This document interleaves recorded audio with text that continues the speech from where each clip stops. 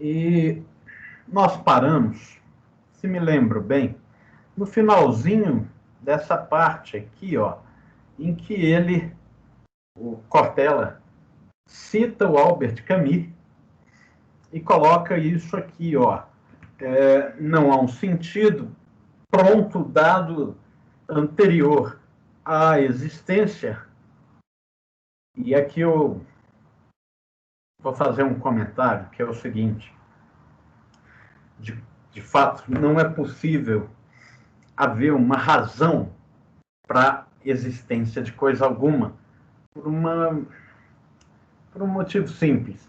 Primeiro, é preciso existir para que essa existência possa, eventualmente, se justificar ou possuir razão, etc. A razão mesma não pode existir antes daquilo que existe, né? E a razão, ela, entre outras coisas, é uma propriedade do pensamento de extrair a lógica ou o sentido, né, das coisas, né? Essas coisas podem possuir, eventualmente, algum sentido nelas mesmas. Mas isso não é suficiente, né, como justificativa do porquê essas coisas existem. Quer dizer, quando eu procuro saber qual é a lógica de funcionamento, né, de um vírus, há ali uma razão específica, uma lógica específica na coisa que eu busco traduzir de acordo com esse pensamento objetivo que nós possuímos, essa capacidade que nós desenvolvemos ao longo da história de fazer isso, né, e que nós chamamos de razão também. Mas o porquê que aquela coisa ali existe, nós vamos dizer, bom, esse vírus aí existe porque, sei lá, houve aí um derretimento do permafrost e lá está lotado de vírus, bactérias e outras tantas coisas que a gente nem imagina, prontinhos para, sei lá, produzir uma catástrofe ainda maior do que essa que a gente está vivendo. Sei lá, ou então houve uma queimada aí no Mato Grosso, na Amazônia, esse tipo de coisa. Devastação ambiental, as coisas saem por aí afora.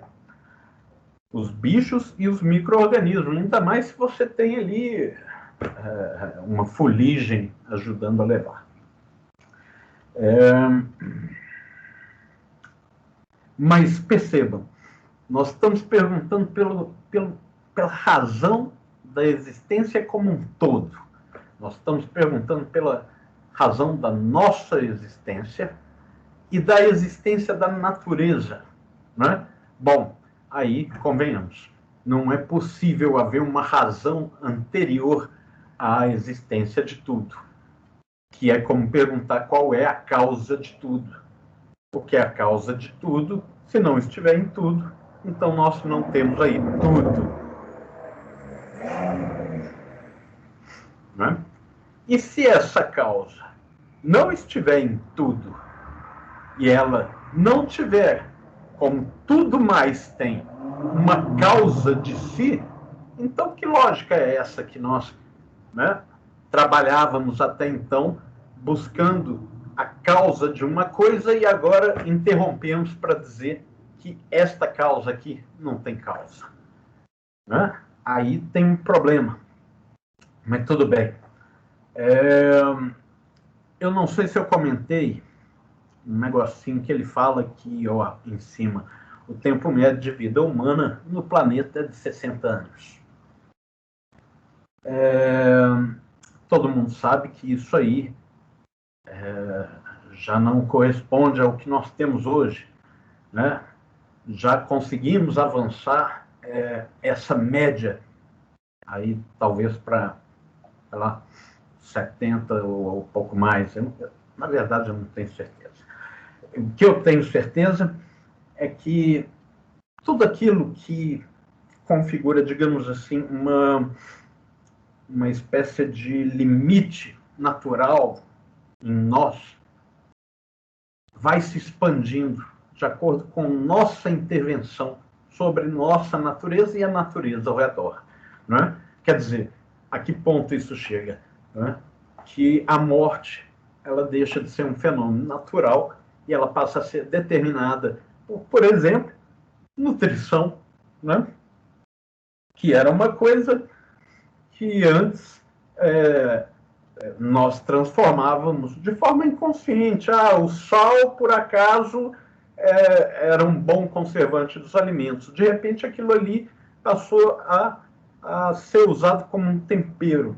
E mais, né, quando você prepara o alimento no fogo, você transforma o alimento.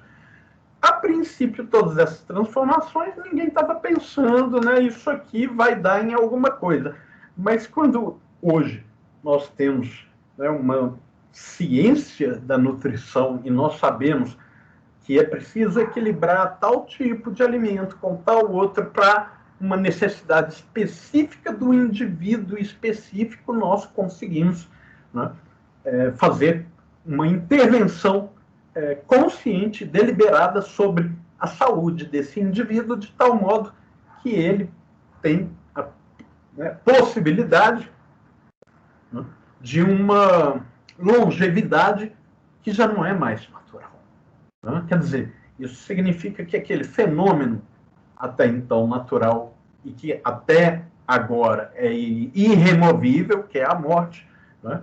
Ela já não tem mais aquele mesmo caráter, né? Digamos assim, de um fenômeno, como dizer, tinha um termo muito bom para usar aqui, e eu me esqueci. Algo assim, invulnerável à intervenção. Não é bem isso, mas a ideia é essa. Né? A morte agora se torna efeito de uma intervenção humana. Né? Ela acontece ainda, claro. Eu não sei se é possível que algum dia deixe de acontecer ou que a gente vá viver, sei lá, tranquilamente 200, 300 anos. Eu espero que não no mundo como está aí hoje. Né? Eu acho que esse mundo aí tem que mudar um bocado para que as pessoas, de fato, suportem tanto tempo de vida. Mas o fato é esse. Eu lembro de ter citado um exemplo no finalzinho da aula passada sobre a estatura dos indivíduos, como que ao longo da história você verifica que os indivíduos têm se tornado maiores, né, mais altos. Né? E isso, claro, você tem como que um resultado de uma seleção artificial desses indivíduos, através de alimentação, esporte, não sei mais o quê, mas ao mesmo tempo você tem aí um problema em relação à natureza do corpo. Né? Por exemplo, o joelho. Eu estava aqui pensando mais cedo como que o dente ciso, né? O fato dos dentes, por vezes, ficarem se mexendo, e tem gente que tem bruxismo, e uma série de outras coisas, mostra que nossa espécie ela evoluiu até um certo ponto, mas ela tinha algo mais aí para percorrer, e esse algo mais aí para percorrer passou a não ser mais determinado pelo ambiente, né, mas por nós mesmos. E agora cabe a nós, né, resolver esse tipo de problema. Ou seja, vai no dentista, arrancar o dente ciso. Né? Maravilha. Funciona, né? Mas é uma merda. Pelo menos é o que dá para fazer. Não dá para simplesmente fazer com que os indivíduos que não tenham problemas com dente ciso sobrevivam em relação aos que têm, né? Porque aqueles que têm problemas com dente ciso, não é o meu caso, os meus dentes cisos estão aqui maravilhosos, né? Mas aquele que tem, ele tem outras habilidades tais bom, enfim, ele é uma finalidade em si mesmo, ele é um indivíduo humano. Você não pode simplesmente dizer, olha, cara, você tem aí um negócio na sua dentição, é melhor você não legar isso às próximas gerações. Não dá para fazer isso. Então não há seleção natural mais entre nós. Apesar do eleitorado do Bolsonaro, às vezes, nos pensar que ainda há, mas não há. Vamos lá. E aí nós chegamos a esse ponto do texto em que nós observamos exatamente isso. Como que, por meio, em primeiro lugar, do meio ambiente, né? Por meio do meio ambiente, não, por meio do ambiente, melhor. Você tem uma pressão para que aquelas primeiras espécies hominídeas, né, se desenvolvam habilidades e outras coisas mais que até então não havia necessidade. E como que essas habilidades, nós vamos aí observando, aos poucos, elas deixam de ser simplesmente determinadas pela pressão que o meio exerce sobre a espécie e passam, ao contrário, a determinar não só o meio ambiente, mas a própria espécie também. E é isso que faz com que essa parte do texto seja uma das mais interessantes. Vamos lá, né? Eu não estou certo, pessoal. Vocês, por favor, me lembrem. Aqui eu acho que a gente chegou a ler esse comecinho, né? A gente leu esses primeiros parágrafos, em que ele fala da especialização. Ele começa a falar que os animais, todos eles, possuem habilidades apropriadas ao ambiente onde se desenvolveram e nós não possuímos, né? E que isso, a princípio, seria uma desvantagem, vai se mostrar ao contrário, aquilo que nos permite adaptar a toda espécie de ambiente e adaptar o ambiente a nós. Nós lemos isso, não foi? Manifestem-se. Alguém abre o microfone. Gabriel. João Paulo. Fala aí. Já? Já, não já? Uhum. Chegamos ali, né? Sim. Eu coloquei esse negritozinho ali até por conta disso, né, gente? Lembrar que foi ali que a gente terminou a aula passada, se me lembro bem. Bom, então, vejam lá. A nossa não especialização, aquilo que era a nossa desvantagem, aquilo que fez lá Prometeu roubar o fogo, a tocha do Olimpo, por piedade, né, a nós que ficamos sem força, velocidade, elasticidade, não sei mais o que, agressividade, blá, blá, blá, né? Ele nos entrega a tocha é, digamos assim, uma espécie de um símbolo da razão. Eu não queria dizer símbolo, porque na mitologia as coisas não são exatamente simbólicas, né? Mas é como um representante. O fogo, ele é a própria imagem, né, dessa forma de pensar as coisas tais como elas são, que é o que nós chamamos de razão. Então o homem passa a adquirir razão, isso no Gênesis. Acontece quando a cobra entrega o fruto da árvore do conhecimento do bem e do mal para Eva. Eva não sabia de nada, coitada. Deus não falou para Eva, não morde lá, não. Falou para o Adão. Aí ela mira para o Adão e fala, prova, vai nessa.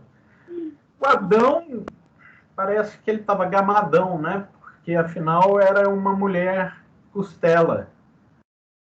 E aquele fruto era de barbecue. Então, assim, opa, isso aí combina bem. Mordeu. E aí, eles tiveram um lampejo de realidade. Eles se olharam, perceberam que estavam nus. O que isso significa? Que eles deixaram de ser animais. Que o paraíso era, onde as espécies estavam perfeitamente adequadas ao ambiente. E eles, de repente, deixam de estar adequados.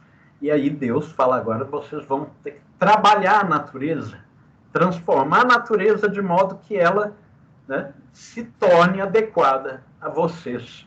Isso é o trabalho. É curioso que apareça como maldição, mas desde a antiguidade até o fim da Idade Média, o trabalho é considerado uma coisa rebaixada. É só na Idade Moderna para cá que o trabalho, ao contrário, né, passa a ter um sentido nobre, de tal modo que as pessoas ficam aí chamando as outras de vagabundo, como se isso fosse realmente mal, né? O vagabundo, na verdade, é aquele que está vagando por aí porque ele não tem emprego, né? Não, vagabundo me roubou, meu caro. Guerra civil desorganizada, né? Nós vivemos aí aquilo que o Hobbes dizia, uma luta de todos contra todos, só que os bandidos não se organizaram ainda. O dia que aquilo ali se organizar, eu acho que não vai organizar não, mas se organizasse, de repente esses caras podiam aí chacoalhar o coreto de tal modo que a atividade deles deixasse de ser crime e passasse a ser legisladora. Mas isso é um assunto lá para frente, vamos deixar isso para lá. A Glaucia está saindo, mas daqui a pouco ela volta.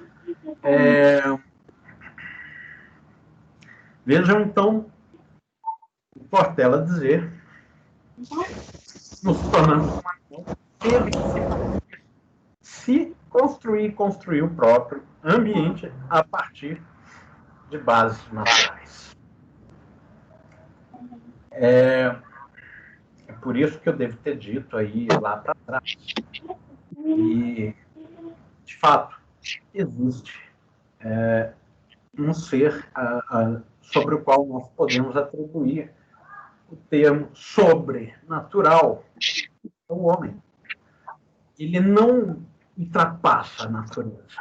Ele não deixa de possuir, digamos, né, um hardware, uma mídia.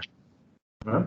Mas isso que se faz por sobre essa mídia, por sobre esse hardware, né, não é algo que a natureza mesma tenha a dinâmica, a potencialidade de desenvolver. Né? A natureza possui, digamos assim, uma plasticidade que nos permite esse tipo de coisa. Assim como, né, transformar a areia em vidro. Né? A natureza transforma a areia em vidro quando a lava passa em cima da praia. Né? Está lá o vulcão estourando e se observa. Né? A natureza produz um vidro, mas que é um vidro que não tem nenhuma forma, né, que possa atender às nossas necessidades. É essa forma que nós vamos adequar a esse processo. Mas isso a natureza não faz. A natureza não faz janela. A natureza não faz lâmpada ou telas, né, de celular e esse tipo de coisa. Ela permite que a gente faça isso. Né?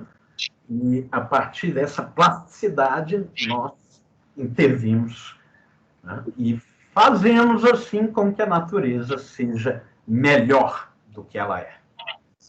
O fato de que a natureza não é perfeita está, por exemplo, no dente ciso, ou no joelho, ou no cóccix, ou sei lá, poxa, em tantos lugares, né? Natureza é qualquer coisa menos perfeita. Aí você fala, não, mas aquela coisa, o insetozinho na florzinha, polinizando, não sei mais o que, isso aí vai permitir tal e tal coisa. Tudo bom, gente. É meio ambiente, né? O que é o meio ambiente se não um conjunto de espécies, né? E essas espécies estão se adequando umas às outras. E isso há milhões de anos. Então, o que nós estamos vendo é o resultado daquelas que conseguiram se encaixar. Até chegar nesse ponto, bilhões de outras espécies pereceram. Né? Ou seja, a natureza é um permanente, é um fluxo, é né, profícuo, né? Um jorro de vida. E essa vida está aí, se adequando aqui e não ali e tal. E na medida em que não se adequa, se extingue. É o que mais tem espécie em extinção. Ah, o urso polar vai se extinguir. Bom, uma hora ele ia se extinguir. Nós também vamos. Né? E o pior que é, tudo indica que nossa extinção vai se dever não simplesmente à alteração do ambiente, porque alterou o ambiente, a gente se vira, a gente se adequa, e adequa o ambiente. Né? Quem mora no Canadá, ou quem já foi no Canadá, sabe muito bem disso. Agora, nós temos que sobreviver a nós mesmos. E é isso aí que não parece estar colocado no horizonte atualmente. Mas a gente chega lá. Vamos lá para o texto.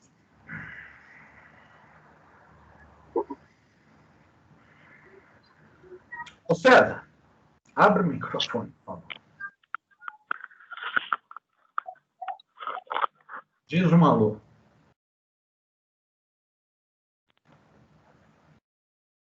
César, cadê o César? Acorda. O César está aqui só. César, beleza. Abre o microfone. Você tem microfone? Achei que é, porque agora que atualizou, mudou a interface aqui, eu estava procurando. Todo mundo consegue ouvir o César? Eu consigo. Sim, eu também estou conseguindo. Maravilha. César, você foi designado aqui pelo Comitê Revolucionário a ler o texto aí para gente, porque eu estou com a garganta um pouco seca e agora fica um pouco difícil. Faz esse favorzinho para a gente, rola? Tranquilo. Qual foi a origem? Encontrou ali na tela, né? Qual foi a origem desse processo? Vai aqui uma análise bastante incipiente, mas adequada ao nosso propósito, de conclusões da paleantropologia, a ciência que estuda a evolução do humano. Paleo é antigo. Antropologia, você já sabe. Pode continuar. Tal como os símios, somos entre os mamíferos da ordem dos primatas, e provavelmente tivemos um ancestral comum, no momento identificado em registros fósseis de 22 milhões de anos.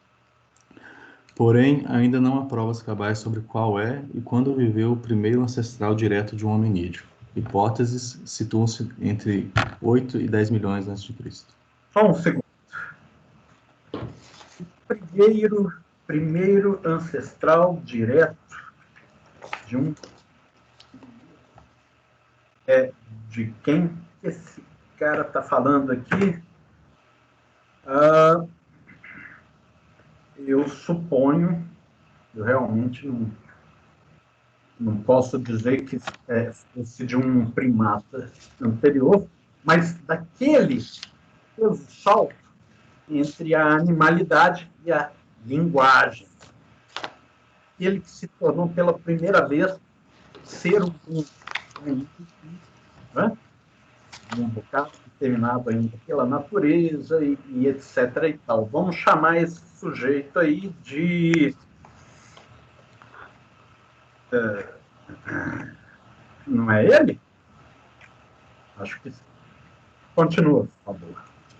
Supõe-se que há 5 milhões de anos se iniciou a separação mais nítida, em distintas linhas evolutivas, entre símios e hominídeos. O fóssil mais aproximado dessa distinção é o Australopithecus, 4,4 milhões de anos.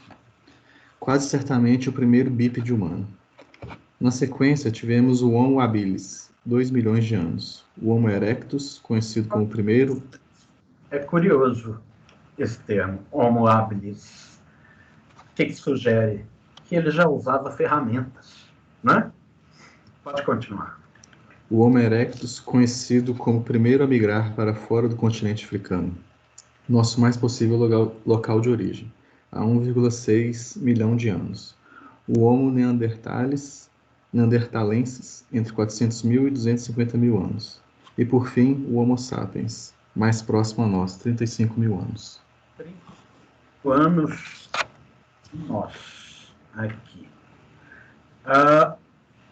Neandertal, o Homo neanderthalensis, conviveu com o Homo sapiens. A bem da verdade, isso aqui não é uma escadinha.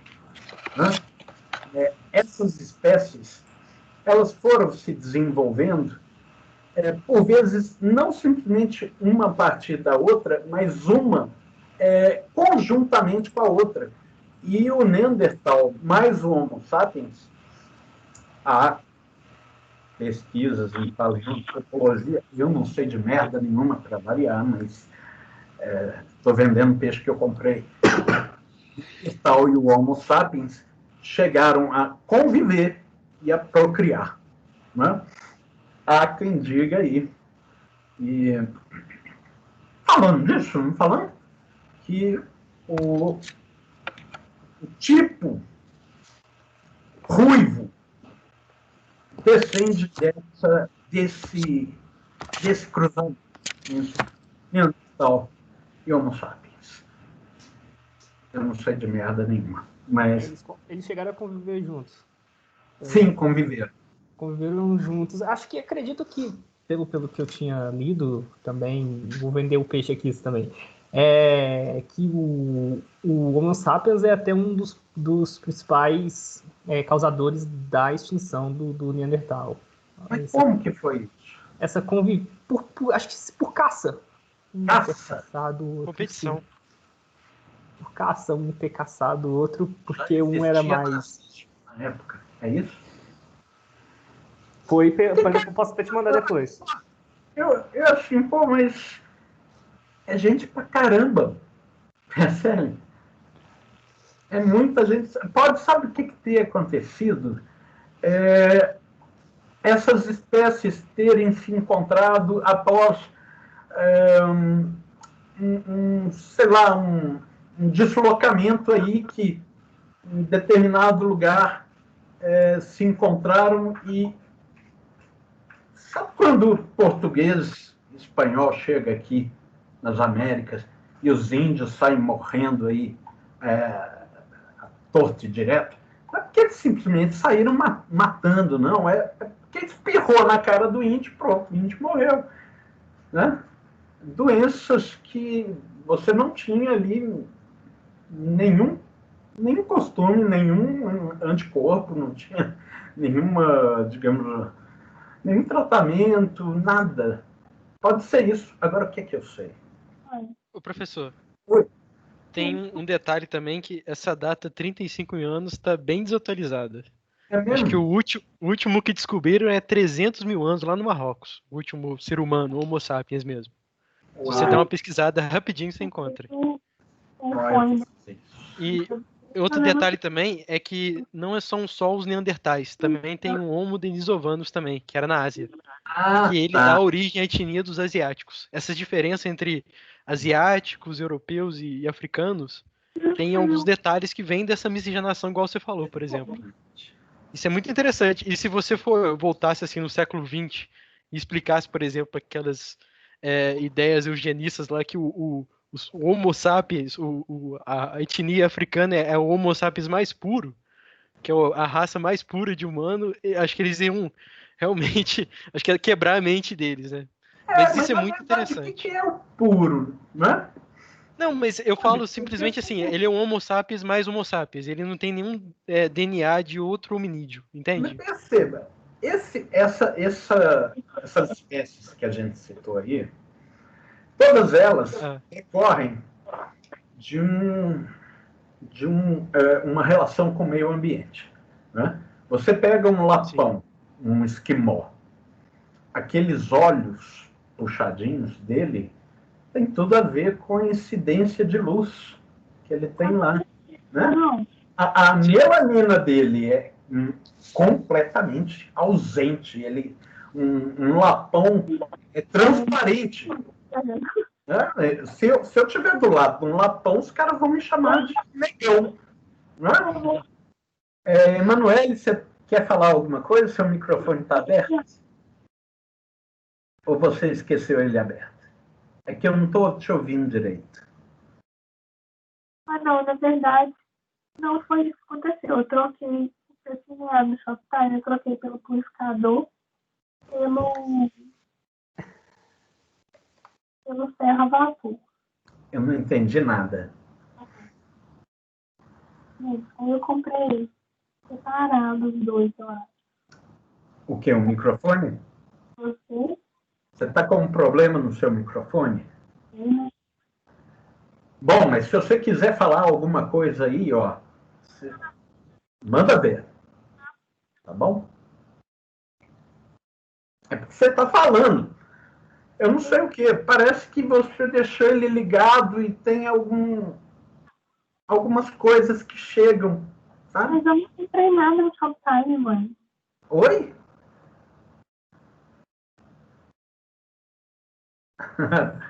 Faz assim, chega perto. Você tá falando no Shoptime. Por favor, eu vou aumentar o meu som, porque às vezes é isso, eu que tô com som baixo. A calça 50 do Abajur. E a outra é do Mercado Livre, que é as mesas. Do Shoptime, que eu não sei o que é. Deixa eu ver o que é. Pessoal, tá achando que ela tá falando nem é com você. Emanuele. Tô achando também, viu? É verdade. Não é mesmo, não. Eu acho que ela tô tentando avisar ela aqui no WhatsApp, mas ela não tá visualizando, não. Vamos escrever, talvez, no chat. Eu não sei se tem um jeito de cutucar ela. Emanuele! Desculpa, gente, vou fechar o microfone. Alô, você tá falando comigo? Não estava falando comigo. Pediu desculpa, falou que ia desligar o telefone, o microfone. Beleza. Isso acontece. Às vezes a gente esquece o microfone errado e começa a falar umas coisas assim, achando que não está vazando, mas está vazando. Está sendo gravado. Esse é que é o perigo, tá, gente? Por mim, pode falar o que quiser. Certo? Não, tranquilo, tudo bem. Estava no telefone com sua mãe, não falou nada aí pessoal, não, né? Porque tá gravado. Eu não sei se eu consigo editar depois o vídeo e cortar qualquer coisa. Mas você não estava falando nada demais, estava falando com a mãe, né, pô? Se fosse com o namorado ou com peguete aí, podia ser mais complicado. Vamos lá. Onde é que a gente estava falando? A gente estava falando dessa convivência, né, das diferenças também entre esses indivíduos que estão aí. Percebam que o chinês, os asiáticos, tendo descendido lá do Homo não sei das quantas, né, Gustavo? Eles são Homo sapiens, não são? São sim, mas eles têm alguns genes que vêm desses hominídeos, né? Que seriam humanos diferentes, né? Seriam variações dos humanos. Então teve uns encontros. Exatamente, da mesma coisa no Neandertal. Depois eles desapareceram também. Sim, por competição ou eles, vamos supor assim, que a espécie humana absorveu os genes dele também, né?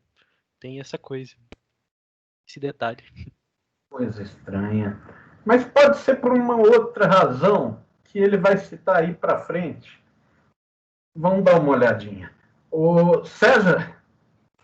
Oi. Continua, por favor. Esse processo de milhões de anos foi acompanhado de alterações significativas em nosso equipamento biológico, e estas, aos poucos, foram superando a pretensa desvantagem de nossa não especialização. O roteiro dessas diferenciações pode ser por nós sumariado a seguir, de maneira um pouco fantasiosa, mas não inverossímil. Levando em conta a enunciação básica da Lei de Seleção Natural de Darwin, que, grosso modo, afirma que, submetidos a exigências do meio, apenas os exemplares mais aptos e saudáveis de uma espécie sobrevivem, transmitindo a seus descendentes parte dessas características distintivas. Pode seguir? Supomos, como já foi dito, que os mais longínquos dos ancestrais dos hominídeos surgiram na África, mais precisamente nas regiões savanas, extensas áreas razoavelmente planas, com árvores baixas, esparsas, com arbustos e gramíneas em quantidade. Nessa época e nesse habitat, éramos ainda primatas arborícolas. Um dia, provavelmente porque a disputa por alimentos nas copas das árvores estava acirrada, ou porque o clima reduziu a fartura, esses primatas tiveram de descer para o chão e tentar sobreviver no solo. Isso aí é uma hipótese, né? Quer dizer, por que esses primatas, que alguns chamariam de macacos, não eram macacos, mas era quase macacos, por que de repente se tornaram bípedes? Vamos lá. Fica claro que a primeira dificuldade enfrentada no novo ambiente foi a locomoção. Um segundo ponto é que a fonte de alimentos à disposição era diversa da encontrada nas árvores. Passa-se a comer também raízes, o que exige dentes mais fortes. Por isso, ao longo de centenas de milhares de anos, foram sendo selecionados, continuando vivos e gerando descendentes. Os indivíduos que melhor saíam na locomoção e os de dentição mais robusta, facilitadora mais adiante na ingestão de carne crua. Outro problema sério que esse ancestral teve no chão foi ter se tornado presa em potencial para predadores, seja pelo deslocamento dificultado, seja pela posição inibidora do alcance visual em relação a eles. Ok, continua. Diante desse quadro, os nossos antecessores que conseguirão manter-se vivos serão aqueles que inicialmente ficaram de pé. A postura ereta, especificamente quanto à defesa, é importante porque dá uma dimensão maior e mais intimidadora desse animal que fomos. No tocante a muitos predadores... mais intimidador que esse animal fomos...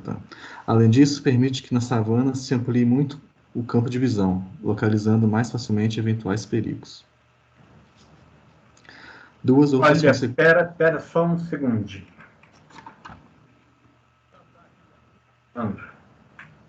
Um bocado de coisa. Nós vamos comentar isso com calma. Mas percebam o seguinte. Esse negócio de passar a comer raiz, que de repente se selecionam aqueles com dentes mais fortes. Esses dentes mais fortes permitem ingestão de carne crua. Ele não vai falar aqui, mas ingestão de carne crua é uma fonte de proteína enorme que permite o desenvolvimento do cérebro, né? De modo que até então não havia, né, disponível para eles. E postura ereta permite ampliação do campo de visão. Ampliar o campo de visão é você desenvolver a sua subjetividade, né? Quer dizer, você está determinando um desenvolvimento de um sentido, ou seja, da consciência, né? Porque consciência, a princípio, é processamento daquilo que os sentidos trazem a ela, né? Então, você tem aí desenvolvimento cerebral com essa proteína, e você tem a postura ereta que vai permitir mãos livres, outro fator, ele vai citar, e ampliação, né, do sentido da visão. Então, vocês percebam que aqui nós já temos um bocado de, digamos assim, elementos que estão se entrecruzando e cada um, né, com um peso específico nessa relação. Para vocês terem uma noção da complexidade da coisa. E olha que ele citou aqui o quê? Quase nada ainda, né? E ele nem vai citar a maior parte das coisas que interviram nesse desenvolvimento. Ele está aqui colocando algumas que são bastante determinantes, né? Mas sequer esgotam a quantidade de fatores que intervêm nesse desenvolvimento. Ô César, por favor, continua. Duas outras consequências advindas de se ficar sobre duas patas: maior velocidade de locomoção e possibilidade de liberar as mãos, usando-as independentemente dos pés. Portanto, como se nota, a postura ereta foi mantida porque trouxe para nós grandes vantagens. A ela se somou a seleção dos primatas desse tipo que tinham, cada vez mais, o focinho diminuído e a aproximação dos olhos na parte frontal da face. Ocorre aí uma ampliação para 180 graus do nosso espectro de visão, e melhor ainda, a consolidação de visão tridimensional, altura, largura e profundidade. Esses componentes... Percebam que essa aproximação dos olhos, esse focinho que se diminui e os olhos se aproximam, é tanto um fator que produz desenvolvimento, como ele é também um efeito de um desenvolvimento anterior. Então, nós temos ainda isso. Esses fatores, essas variáveis aí, elas não agem num sentido de mão única. Aqui nós não temos simplesmente causas, nós temos codeterminações. Continua, por favor.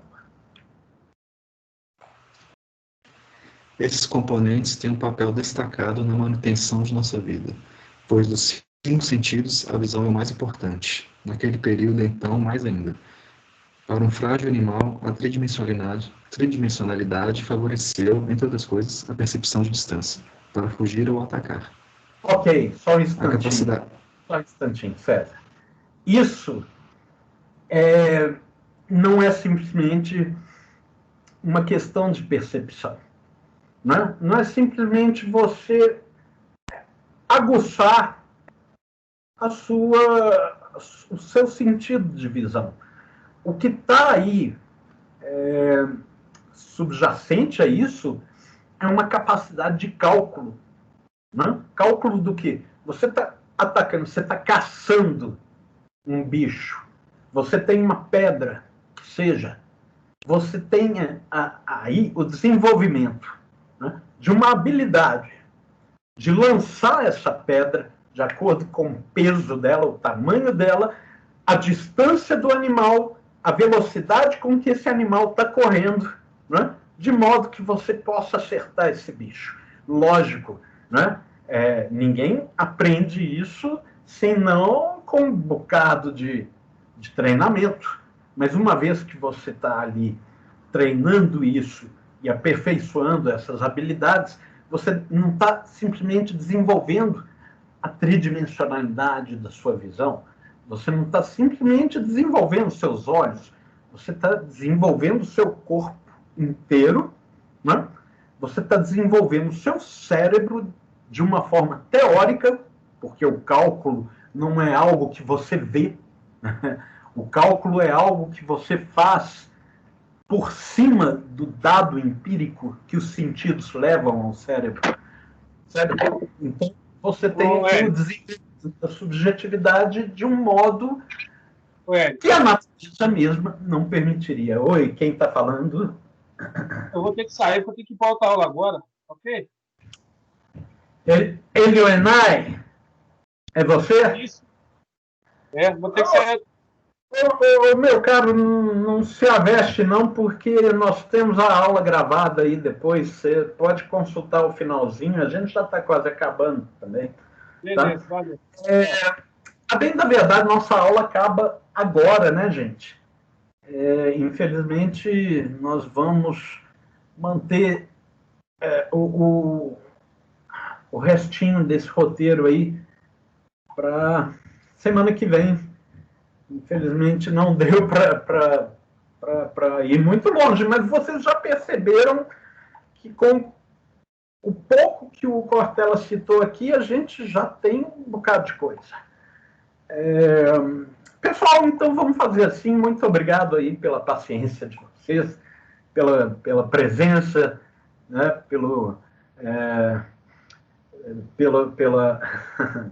paciência e pelo carinho de vocês. Eu agradeço um bocado. Uma ótima noite para vocês, uma ótima aula para vocês que vão ter aula agora, tá? Nos encontramos aí segunda-feira que vem. Eu vou terminar aqui a gravação e vai estar lá disponível para vocês na aba Arquivos. Falei? Muito obrigado, pessoal. Falou, professor. Boa noite. Valeu, boa noite. Valeu. Boa noite, professor. Boa noite.